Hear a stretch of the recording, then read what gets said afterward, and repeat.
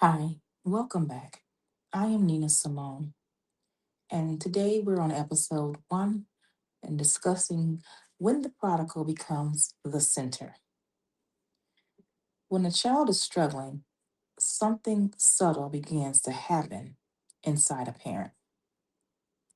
Not all at once, not intentional.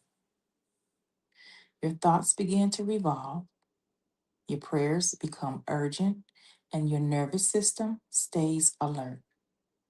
You don't choose for your child to become the center of everything. Love and fear quietly make that decision for you. There's a moment most parents don't recognize when it happens.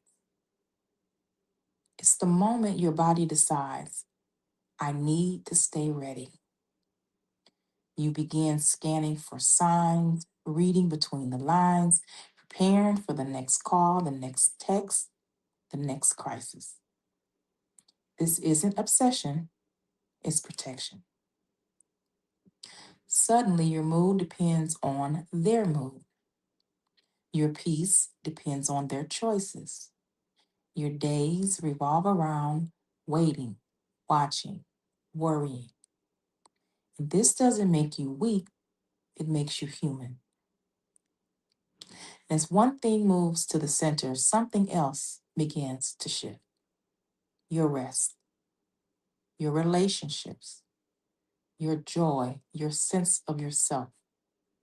Not because you stopped caring, but because your energy became concentrated in one place. Many parents feel ashamed of admitting this.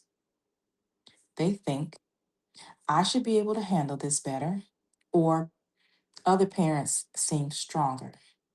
But the truth is, prolonged stress changes how the body and mind function.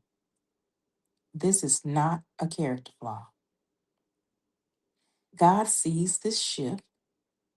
He sees the vigilance, the sleepless nights, and the constant mental load. He does not ask you to live in a permanent state of emergency. Scripture reminds us that peace is not something we create by trying harder. It is something we receive when we release what was never meant to be carried alone. I want to invite you into a moment of gentle reflection. No fixing, no judging, just noticing.